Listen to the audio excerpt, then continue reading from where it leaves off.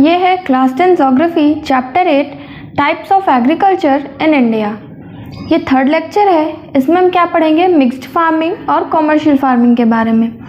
तो सबसे पहले देखते हैं कि मिक्स्ड फार्मिंग क्या है। मिक्स्ड फार्मिंग क्या है, मतलब ऐसी फार्मिंग जिसमें हर तरह की फार्मिंग कर सकते हैं, जैसे क्रॉप्स भी ग्रो कर रहे हैं, वेजिटेबल्स भी ग्रो कर रहे हैं, फ्लावर्स भी ग्रो कर रहे हैं और एनिमल प्रोडक्ट्स भी बेच रहे हैं, प्रोड्यूस कर रहे हैं और उसको बेच रहे हैं। ठीक है, मिक्स फार्मिंग का मतलब क्या है कि उसमें वेजिटेबल भी उगा रहे हैं, उसको बेच रहे हैं, फ्लावर को भी बेच रहे हैं, सीरियल्स या क्रॉप्स जो हैं, ग्रेन्स हैं, राइस, वीट, मेज, ये सब चीज़ें जो हैं इसे भी बेच रहे हैं और एनिमल प्रोडक्ट्स को भी प्रोड्यूस कर रहे हैं और उसको बेच रहे हैं। ठीक है, यही क्या है, ये मिक्स फार्मिंग है। मीन्स हर तरह की, हर वैरायटी की फार्मिंग कर लेते हैं। ये कहाँ पर होती है, ये मिक्स्ड फार्मिंग जो है वो इंडिया में नहीं होती है। ठीक, इंडिया में मिक्स्ड फार्मिंग नहीं की जाती है। ज़्यादातर कहाँ पर होती है ऐसी farming, north America, Europe, Argentina, south east Australia और साउथ अफ्रीका और न्यूजीलैंड। ठीक है, यहाँ पर मिक्स्ड फार्मिंग होती है। कहाँ पर, north America, Europe, Argentina, south east Australia, south Africa और न्यूजीलैंड में मिक्स्ड फार्मिंग होती है। इंडिया में नहीं होती है, ये लिखा हुआ है नॉट इन इंडिया। इंडिया में मिक्स्ड फार्मिंग नहीं होती है। कौन कौन से हैं, सीरियल्स ग्रो करते हैं, root crops, animal products, root crops में वेजिटेबल्स हैं। रूट क्रॉप्स में क्या आती हैं, जैसे कैरेट है, पोटैटो है, रेडिश है, टर्निप है, ये सब क्या है, ये सब रूट क्रॉप है। तो ये सब को भी उगाते हैं और उसे बेचते हैं।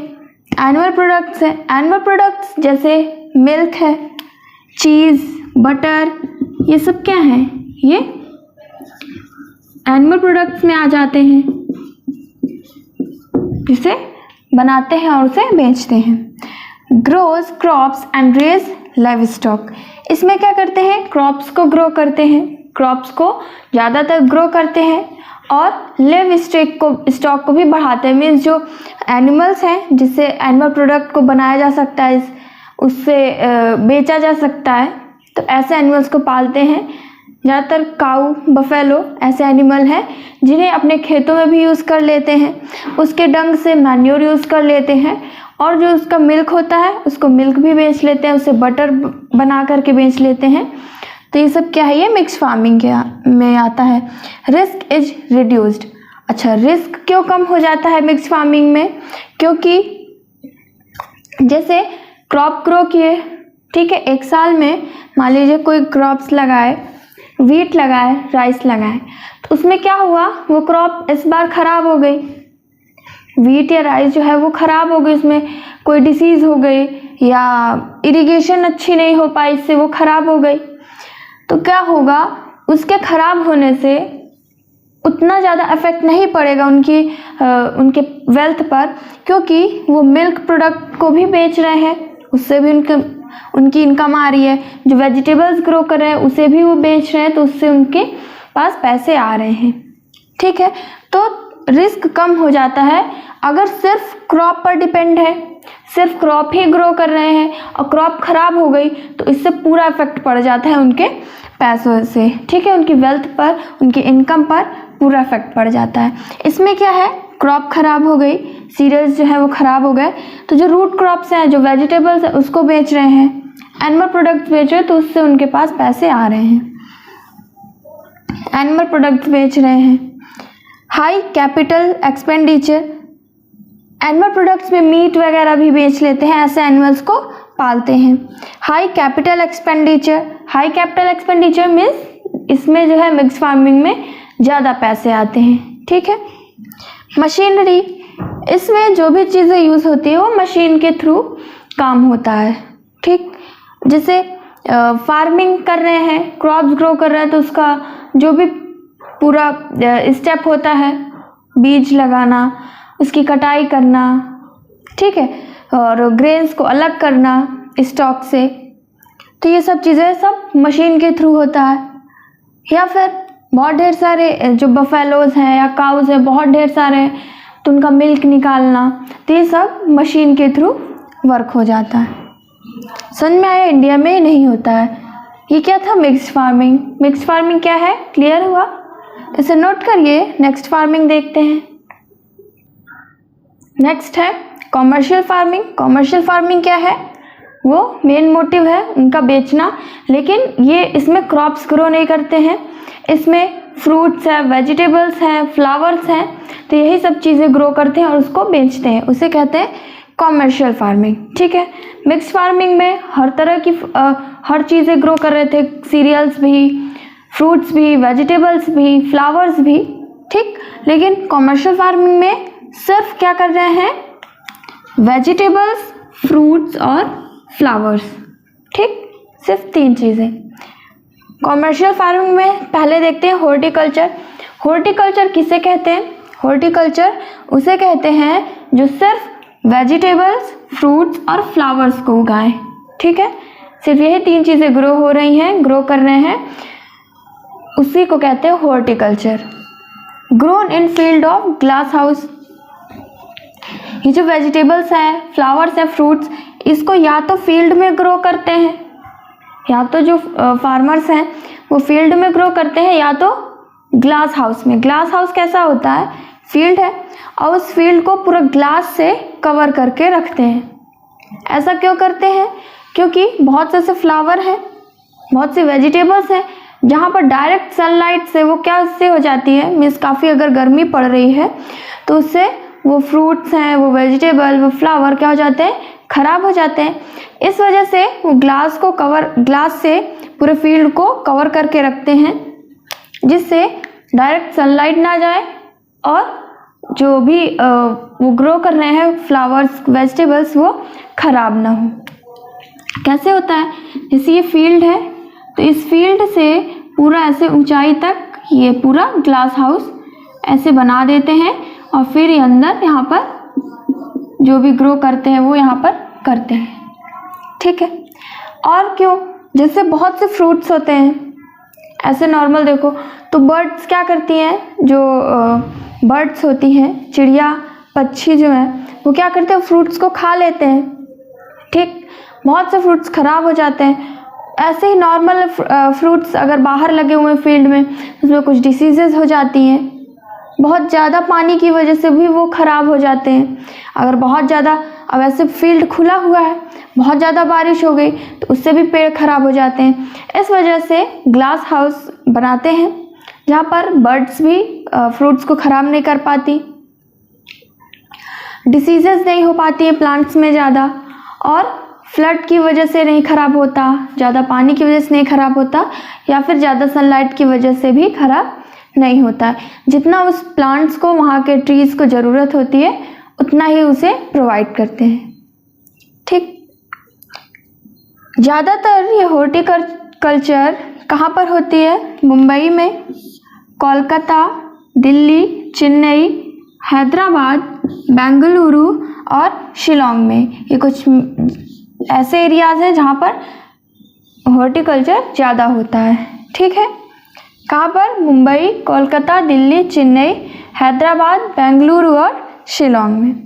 फिर देखते हैं commercial intensive agriculture. Commercial intensive agriculture क्या है? जब ग्रीन रिवॉल्यूशन हुआ था, कब? 1967-68 में। ग्रीन रिवॉल्यूशन में क्या था? ये कहाँ पर था ग्रीन रिवॉल्यूशन? कहाँ पर किया गया था? पंजाब, हरियाणा और वेस्टर्न उत्तर प्रदेश में। यहाँ पर क्या था? वीट को, गेहूं को ग्रो करना, जितना ज़्यादा से ज़्यादा प्रोडक्शन हो सके उतना ज़्यादा प्रोडक्शन करना वीट का, ठीक है। तो उसमें क्या है? यही है कॉमर्शियल इंटेंसिव एग्रीकल्चर में। उसमें फर्टिलाइजर्स यूज़ करके, वीट जो है उसका फर्टिलाइज़र यूज़ करके, उसमें वीट का जो HIV सीड आता है, हाइब्रिड सीड्स आते हैं, उसको यूज़ करना, मशीन के थ्रू जो भी इस पूरा स्टेप है वो करना। इससे क्या होगा? वीट का प्रोडक्शन ज़्यादा होगा और ज़्यादा पैसे आएंगे, ठीक है। उसको ज़्यादा सेल किया जाएगा, ज़्यादा सोल्ड किया जाएगा जिससे पैसे आएंगे। ठीक है, ये कॉमर्शियल फार्मिंग भी है। कॉमर्शियल से ही पता चल रहा है कि मेनली सेल के लिए ही यहाँ पर ये सब चीज़ें ग्रो करते हैं। ठीक है, ये अपने लिए, अपनी फैमिली के लिए नहीं ग्रो होता है, ये सब चीज़ें ज़्यादातर बेचने के लिए ही होती हैं। ग्रीन रिवॉल्यूशन 1967-68 में हुआ था। इसमें ये हुआ था कि जो वीट है उसका प्रोडक्शन ज़्यादा करना है। ठीक, वीट का ज़्यादा प्रोडक्शन करना है और उसको बेचना है। यही था ग्रीन रिवॉल्यूशन 1967-68 में हुआ। कहाँ पर? पंजाब, हरियाणा और वेस्टर्न उत्तर प्रदेश में, इन जगहों पर ये लगाया गया। ये हाइब्रिड सीड्स जो गेहूं के हैं, वीट के, उन्हें लगाया गया। फर्टिलाइजर्स डाले गए, मशीन के थ्रू सब काम किया गया। जो भी मैन्योर, केमिकल्स जो भी यूज़ कर सकते हैं वहाँ पर यूज़ किया गया, जिससे वीट का प्रोडक्शन ज़्यादा हो सके। यही एरियाज़ क्यों चुने गए? क्योंकि यहाँ पर जो रिवर है, रिवर फ्लो कर रही है, तो रिवर के वहाँ रास्ता है, मीन्स इन रास्तों से हो करके, इन एरियाज से हो करके जो रिवर जा रही है, तो उसके आसपास का जो एरिया है, रिवर होने की वजह से जो आसपास के एरिया है वहाँ पर खेती अच्छी हो सकती है, क्योंकि इरिगेशन जो है वो अच्छे से हो सकता है। टेम्परेचर मेंटेन रहता है। जैसे राजस्थान में बहुत सूखा होता है, तो वहाँ पर रेनफॉल भी नहीं होती है, तो वहाँ पर फार्मिंग करना बहुत मतलब कठिन होता है, बहुत डिफ़िकल्ट होता है। ठीक है, वीट में एचआईवी सीड्स का यूज़ किया गया, फर्टिलाइजर्स का यूज़ किया गया और मैकेनिज्म के थ्रू इसको किया गया। ग्रीन रिवॉल्यूशन ये है कॉमर्शियल इंटेंसिव एग्रीकल्चर में ज़्यादा प्रोडक्शन करना सिर्फ बेचने के लिए। प्लांटेशन एग्रीकल्चर में भी कॉमर्शियल फार्मिंग में आ रहा है। इसमें क्या है, इसका भी मेन क्या है कि सिर्फ बेचना है। ठीक, इंडिया में ज़्यादातर चीज़ें क्या ग्रो की जाती हैं प्लांटेशन एग्रीकल्चर में? कैश क्रॉप्स में टी, कॉफ़ी और रबर, ये इंडिया में ज़्यादा ग्रो किए जाते हैं। और भी ग्रो करते हैं, जैसे कॉटन है, jute, oil seeds, sugarcane, ये सब भी ग्रो करते हैं, लेकिन इनके कंपैरिजन में कम होता है। ठीक, टी, कॉफ़ी और रबर के कंपैरिजन में कम होता है कॉटन, जूट, ऑयल सीड्स और शुगर केन। समझ आया? और क्या ग्रो करते हैं कॉमर्शियल फार्मिंग में? और आता है जो फ्रूट्स होते हैं, जैसे एप्पल है, पियर्स है, बनाना है, मैंगो है, ये सब भी ग्रो करते हैं। ठीक, और उसको ज़्यादातर उसको बेचते हैं। समझ आ गया? क्या है? फ्रूट्स हैं, ट्रॉपिकल फ्रूट्स हैं। तो ये सब किस में आता है? कॉमर्शियल फार्मिंग में आता है। समझ आ गया? यहाँ से हम क्या कंप्लीट कर लिए? एग्रीकल्चर के टाइप्स कंप्लीट कर लिए। इसे नोट करिए, हम नेक्स्ट टॉपिक देखते हैं। नेक्स्ट है features of Indian agriculture. Indian agriculture के फीचर्स क्या है, मीन्स इंडियन एग्रीकल्चर में प्रॉब्लम्स क्या हैं और किस तरह यहाँ पर होती हैं।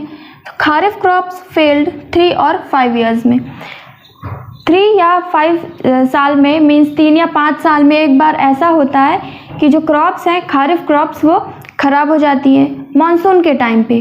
ज़्यादातर जो क्रॉप्स ख़राब होती हैं वो कब होती हैं? मानसून के टाइम में होती हैं। और 3 से 5 साल में एक बार ऐसा होता है कि जो क्रॉप है वो पूरी खारिफ क्रॉप वो ख़राब हो जाती है। क्यों ख़राब हो जाती है? क्योंकि कहीं पर जो मानसून है वो टाइम से पहले आ गया या कहीं पर लेट हो गया, कहीं पर ज़्यादा बारिश हो जाती है और कहीं पर बहुत कम होती है, तो इस वजह से क्रॉप्स क्या हो जाती है? वो ख़राब हो जाती हैं। जैसे राजस्थान है, राजस्थान में ड्रॉट, मीन्स राजस्थान में सूखा रहता है, एकदम ड्राई रीजन रहता है, पानी की कमी होती है, इस वजह से वहाँ की क्रॉप्स जो है फेल हो जाती हैं। मीन्स हर तरह की क्रॉप भी यहाँ पर नहीं ग्रो कर सकते हैं, ज़्यादा क्रॉप्स का प्रोडक्शन नहीं हो पाता है राजस्थान में। फिर है असम, जैसे असम है, वेस्ट बंगाल है, बिहार, ईस्टर्न उत्तर प्रदेश, कोस्टल उड़ीसा का जो कोस्टल एरिया है वो, और आंध्र प्रदेश। यहाँ पर क्या है, फ्लड की वजह से, बाढ़ की वजह से क्रॉप्स ख़राब हो जाती है। मीन्स कभी क्या हो जाता है कि बहुत ज़्यादा बारिश हो गई, बहुत ज़्यादा बारिश की वजह से फ्लड आ जाता है, बाढ़ आ जाती है, जिससे वहाँ की क्रॉप्स जो है वो खराब हो जाती हैं। ठीक है, मीन्स राजस्थान एरिया जहाँ पर सूखे की वजह से क्रॉप्स खराब हो जाती हैं, और असम, बिहार, वेस्ट बंगाल, उत्तर प्रदेश, उड़ीसा और आंध्र प्रदेश, इन एरियाज़ में बाढ़ की वजह से, फ्लड की वजह से क्रॉप्स फेल हो जाती हैं। A wide variety of crops are cultivated. India में बहुत तरह की वैरायटी के यहाँ पर क्रॉप्स को ग्रो किए जाते हैं। क्यों? क्योंकि यहाँ पर मीन्स इंडिया में देखें तो पूरा जम्मू से लेकर नीचे कर्नाटक या तमिलनाडु तक, तो पूरा क्या है, हर जगह अलग अलग टेम्परेचर है। मीन्स बहुत ज़्यादा टेम्परेचर का डिफरेंस नहीं है, और ऐसा भी नहीं है कि पूरे एरिया में सेम टेम्परेचर है। ऐसा नहीं कि सेम टेम्परेचर है, सेम रेनफॉल हर जगह हो रही है, सेम ह्यूमिडिटी है, ऐसा नहीं है। इस वजह से जिस एरिया पे जैसा टेम्परेचर है तो उस हिसाब से वहाँ पर वैसे क्रॉप्स को, वैसे फ्रूट्स को ग्रो करते हैं। जैसे जम्मू में बहुत ज़्यादा ठंड होने की वजह से, टेम्परेचर बहुत कम होने की वजह से क्या करते हैं, ज़्यादातर ऐसे फ्रूट्स ग्रो करते हैं जैसे एप्पल है, ये सब फ्रूट, और कैशनट वगैरह है, आलमंड्स हैं, ये सब ज़्यादातर वहाँ पर होते हैं। और वेस्ट बंगाल साइड देखते हैं या और कहीं देखें, पंजाब, हरियाणा, यूपी में ऐसी जगह में वीट ज़्यादा होता है, राइस होता है। तो ये सब क्या है, ये अलग अलग एरिया के हिसाब से, जैसा वहाँ का टेम्परेचर है, जैसे वहाँ का क्लाइमेट है, उस हिसाब से वहाँ पर क्रॉप्स को ग्रो करते हैं। वहाँ के फ्रूट्स हैं, तो क्या है, हर जगह पर टेम्परेचर अलग होने की वजह से, क्लाइमेट अलग होने की वजह से अलग अलग क्रॉप्स, अलग फ्रूट्स होते हैं। तो क्या है, बहुत ज़्यादा वैरायटी के फ्रूट्स इंडिया में ग्रो होते हैं। Main crops are cereals and pulses. India में जो मेन क्रॉप है वो कौन सी है, सीरियल्स है और पल्सेस हैं। पल्सेस मीन्स जो दाल है, और सीरियल्स में आता है वीट, मेज, ये सब क्या है, किस में आता है, मिलेट्स, ये सब किस में आते हैं, सीरियल्स में आते हैं, बाजरा। ठीक, तो जो मेन क्रॉप है वो क्या है, सीरियल्स और पल्सेस हैं। ठीक, फिर mainly used simple implements and outdated techniques. Farming करने में मेनली मतलब इंडिया में ज़्यादातर कौन सी टेक्निक यूज़ करते हैं, आउटडेटेड टेक्निक और simple implement. Simple implements means जो सिंपल टूल्स होते हैं, जो जैसे हंसिया है या जो भी टूल्स हैं नॉर्मल, उसको ही यूज़ करके फार्मिंग करते हैं, लेबर्स वर्क करते हैं। आउटडेटेड टेक्निक्स मीन्स जो पुरानी टेक्निक्स हैं फार्मिंग करने की, वही यूज़ होती है फार्मिंग में। मोस्ट पार्ट में ज़्यादातर जो है वो सिंपल टेक्निक ही यूज़ होती है फार्मिंग में। और एग्रीकल्चरल प्रोडक्टिविटी इज लो। दूसरे कंट्री के कंपैरिजन में अगर देखें तो इंडिया में जो प्रोडक्शन है, जो प्रोडक्टिविटी है क्रॉप्स की, वो कम होती है। क्यों कम होती है? क्योंकि यहाँ पे उतना ज़्यादा टेक्निक्स नहीं है, और हैं भी तो जितने भी फार्मर्स हैं वो सारे फार्मर्स एफर्ट नहीं कर सकते उन मशीन्स को, वो टेक्निक को एफर्ट नहीं कर सकते हैं। ठीक है, तो इस वजह से क्या है, प्रोडक्शन कम होता है यहाँ इंडिया में क्रॉप्स का। समझ आ गया? क्या कैसे यूज़ करते हैं, लेबर की हेल्प से फार्मिंग करते हैं, और सिंपल इम्प्लीमेंट्स यूज़ करते हैं, सिंपल टूल्स यूज़ करते हैं। उतनी हाई टेक्नोलॉजी नहीं है, उतने ज़्यादा मतलब ऐसी टेक्निक नहीं है कि बहुत ढेर सारे फर्टिलाइज़र्स को यूज़ करके ऐसे फर्टिलाइज़र्स यूज़ कर लें या ऐसे सीड्स यूज़ करें जिससे बहुत जल्दी क्या हो, क्रॉप्स ग्रो हो, जल्दी उनकी कटाई हो, फिर दूसरी क्रॉप्स को ग्रो करें या ज़्यादा प्रोडक्शन कर सके। ऐसी टेक्निक नहीं होती है ज़्यादातर, मतलब इंडिया के ज़्यादा लोगों के पास ऐसी टेक्निक नहीं है, इस वजह से प्रोडक्शन कम होता है दूसरे कंट्रियों के कंपैरिजन में। दूसरी कंट्रियों में क्या होता है, मशीनरी बहुत यूज़ करते हैं फार्मिंग में, एरिया मीन्स लैंड बहुत ज़्यादा होती है। यहाँ पर फार्मिंग लैंड थोड़ा कम है दूसरे कंट्रियों के कंपैरिजन में। दूसरे कंट्रियों में अगर लैंड कम भी है तो प्रोडक्शन बहुत ज़्यादा कर ले रहे हैं। ठीक है, तो इंडिया क्या है, इंडिया में कम प्रोडक्शन होता है दूसरे कंट्रीज से अगर हम कंपैरिजन करते हैं तो। समझ आया? ये क्या है? ये फीचर्स हैं इंडियन एग्रीकल्चर के, इसे नोट करिए। नेक्स्ट लेक्चर में हम प्रॉब्लम्स क्या है इंडियन एग्रीकल्चर के और उसका सॉल्यूशन क्या है वो हम अगले लेक्चर में पढ़ेंगे। Thank you for watching this lecture.